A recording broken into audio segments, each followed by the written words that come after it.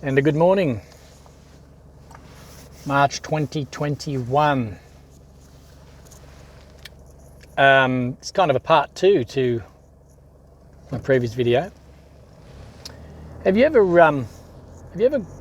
you remember, I should say, not have you ever, but do you remember when you used to buy a computer program or some software and you'd get it in a little bundle pack and you'd open it up and there was a disk inside, and you go, great, and you'd stick that disk in your computer and it would install it and you'd run through the program and it was on your computer then, you owned it and beautiful, you could use it. And then if you 2 years later had another computer, you still had the software so you could stick it in and, and make it work on that. Anyway, that was software, and that's kind of how I started to realise the world's changed a bit in talking about having zero death.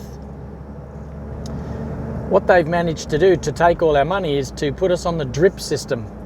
Instead of you buying anything now and owning it, you don't own anything anymore. Everything's on the drip. So be very careful of that. That's just like if you were to buy something for $300 and own it, compared to pay $10 a month to rent it. Now, because most people have no money, or they claim to, or they maybe in that category, they feel that $10 is cheapest way to go. And so they put themselves on the drip. It's like sticking an intravenous needle in your arm and taking something from you every single month. And that's fine if it's one or two things. A mortgage is a bit like that, although you own the house eventually. So I understand paying something back is different to never owning it. That's probably the point. You never own anything these days. And software was kind of the telltale sign. You don't buy a disk or any software anymore. You subscribe to it. We'll let you use it while you pay some money. And that's how it is. So we're never going to give you the product anymore. I think they realize, why would we sell something we never see that customer ever again? We need to plug the customer into our system and put them on the drip.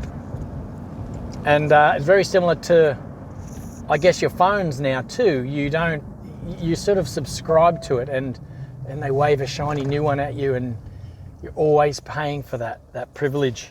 It just seems to be, and you can guarantee the kids in the future will never own a car. You won't buy a car anymore. You'll just rent one. It'll be a shared car. Go to the local depot and, that's what you'll do. You'll just rent it, never ever own it. So that way they can just keep plugging you in and plugging you in. So you never get away from a constant pulling out of your money, constantly. TV's doing the same now. Free-to-air TV, you just watch TV. You buy a TV, you own it, and you can just watch TV. But now you subscribe to TV, you subscribe to channels. Like Netflix is the Disney, it's all subscribed now. Look, we're not going to make you buy anything, but we will plug you into our drip system for eternity.